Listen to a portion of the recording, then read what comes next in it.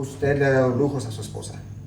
You are listening to a mock trial at the University of San Diego's School of Law. Right now, a lawyer is cross-examining a witness. Lo que usted le pagó clases. Now, this lecture hall isn't filled with your typical students. Instead, they're all Mexican judges visiting San Diego for a week-long legal seminar. Dijo, y había un cuarto y no sabe ellas si estaban ahí.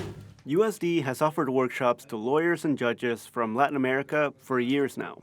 Karen Sigmund is the Assistant Dean of International Programs. She says that legal professionals often need training whenever their home countries enact significant changes to their judicial systems. For example, in Chile 30 plus years ago, they started with oral trials because of everything that the country was going through.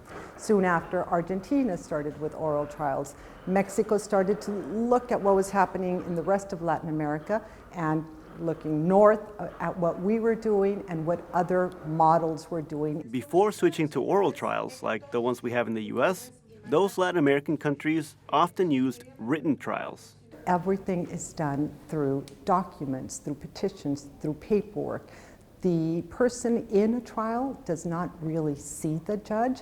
They just read a file and make a determination. That shift has come to Mexico, which is why these state judges from Baja California are visiting San Diego. But there's an even bigger change on the horizon for Mexico's judicial system. Earlier this year, then-President Andrés Manuel López Obrador introduced a series of controversial reforms. Among other things, they make the job of a federal judge an elected position. Para que los jueces, magistrados y ministros del Poder Judicial sean electos por el pueblo.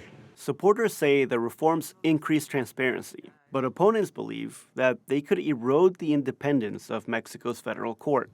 Y efectivamente para que esto funcione. State Judge Salvador Juan Ortiz Morales has a philosophical view of the reforms. Para mí los cambios son inevitables, es parte de la vida y son retos. Change is an inevitable part of life, he says. But this specific change comes with big challenges. Now, as a state judge, Ortiz Morales is not directly impacted by the federal reforms, but he believes that Baja California and other Mexican states will follow suit. Creíamos que era una forma en que se había logrado una estabilidad. He's worried about the lack of job stability that comes with elections.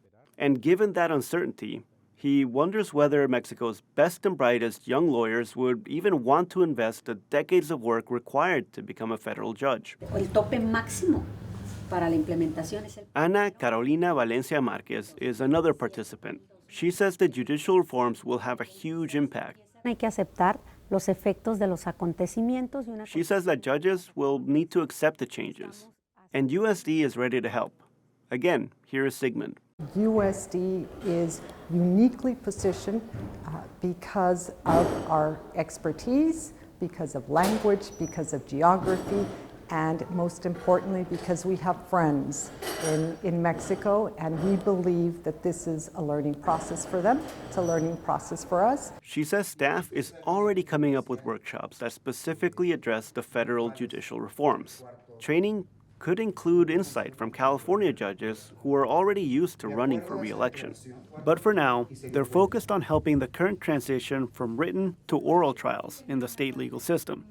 Valencia Márquez says the change has been daunting, but worthwhile. Suena simple, pero es un cambio de 360 grados. She believes they will make the system much more transparent, a welcome change. Gustavo Solis, KPBS News.